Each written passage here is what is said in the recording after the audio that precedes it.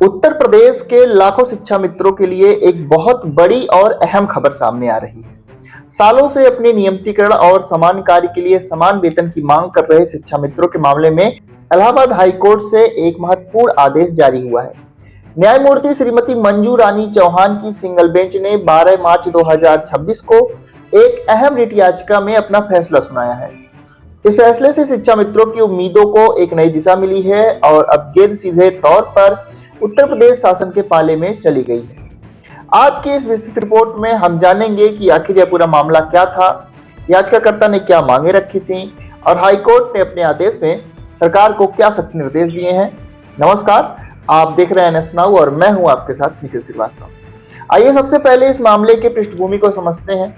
यह पूरा मामला इलाहाबाद उच्च न्यायालय में रिट ए के तहत दर्ज किया गया था, जिसका नंबर 2218/2026 है।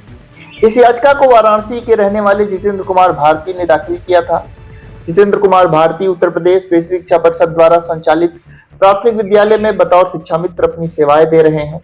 इस मामले में भारत सरकार, उत्तर प्रदेश राज्य के अपर मुख्य सचिव बेसिक शिक्षा, महानिदेशक स्कूली शिक्षा, बेसिक शिक्षा निदेशक और जिला बेसिक शिक्षा अधिकारी सहित कुल 8 को प्रतिवादी बनाया गया था। याचिकाकर्ता जितेंद्र कुमार भारती की ओर से मुख्य रूप से यह मांग की गई थी कि एक मौलिक पद का सृजन करके उनका नियमितीकरण किया जाए। इसके साथ ही उन्होंने अदालत से गुहार लगाई थी कि उन्हें प्राथमिक विद्यालय के नियमित सहायक अध्यापकों के समान ही वेतन का भुगतान किया जाए। अदालत के समक्ष अपना पक्ष मजबूती से रखने के लिए याचिकाकर्ता के वकील सत्येंद्र चंद्र त्रिपाठी ने कई महत्वपूर्ण कानूनी उदाहरण पेश किए। उन्होंने अदालत का ध्यान सुप्रीम कोर्ट के हालिया ऐतिहासिक फैसलों की ओर दिलाया, जिनमें जग्गू बनाम भारत संघ, श्रीपाल और अन्य बनाम नगर निगम गाजियाबाद और श्रीपाल धर्म सिंह और अन्य बनाम उत्तर प्रदेश राज्य जैसे अहम मामलों का हवाला दिया गया।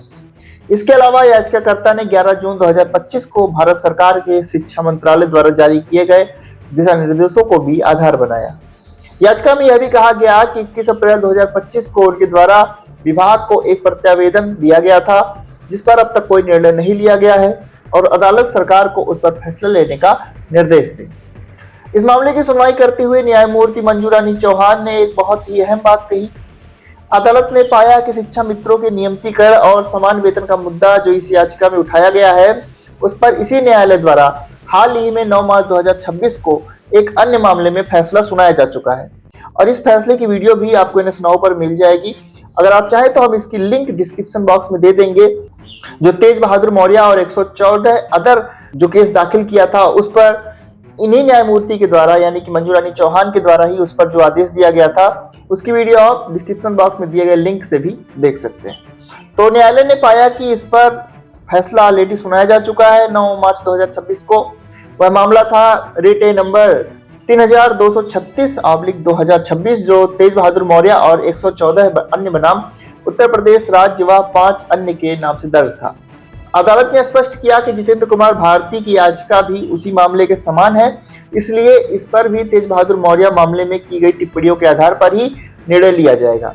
अब आते हैं सबसे महत्वपूर्ण हिस्से पर, हाईकोर्ट के अंतिम आदेश पर। 12 मार्च 2026 को अदालत ने इस मामले को मेरिट के आधार पर निस्तारित कर दिया।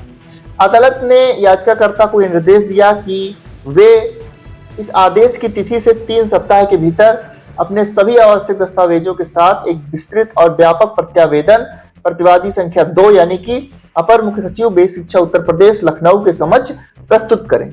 इसके साथ ही अदालत ने अपर मुख्य सचिव बेसिक शिक्षा को सख्त निर्देश दिया कि जैसे ही उन्हें यह प्रत्यावेदन प्राप्त हो, वे तेज बहादुर मौर्य मामले की टिप्पणियों को ध्यान में रखते हुए कानून के अनुसार उस पर विचार करें। अदालत ने साफ कहा है कि अपर मुख्य सचिव को संबंधित पक्षों की सुनवाई का उचित अवसर देना होगा और आदेश की प्रमाणित प्रति प्रस्तुत किए जाने के 2 महीने के भीतर एक तर्कसंगत आदेश पारित करना होगा। संक्षेप में कहें तो इलाहाबाद हाईकोर्ट ने शिक्षा मित्रों के भविष्य का फैसला बेसिक शिक्षा विभाग के शीर्ष अधिकारियों के विवेक और कानूनी मापदंडों पर छोड़ दिया, लेकिन इसके लिए 2 महीने की एक सख्त समय सीमा तय कर दी है। अब यह देखना बेहद दिलचस्प होगा कि उत्तर प्रदेश सरकार इन 2 महीनों के भीतर शिक्षा मित्रों के नियमितीकरण और समान वेतन की मांग पर क्या ऐतिहासिक कदम उठाती है। इस मामले से जुड़ी हर छोटी बड़ी अपडेट हम आप तक पहुंचाते रहेंगे। आज की रिपोर्ट में बस इतना ही। बने रहें NS Now के साथ। इस वीडियो को अपने साथियों के साथ शेयर जरूर करें। मिलेंगे आपसे अगली अपडेट में, तब तक के लिए आप सभी को नमस्कार।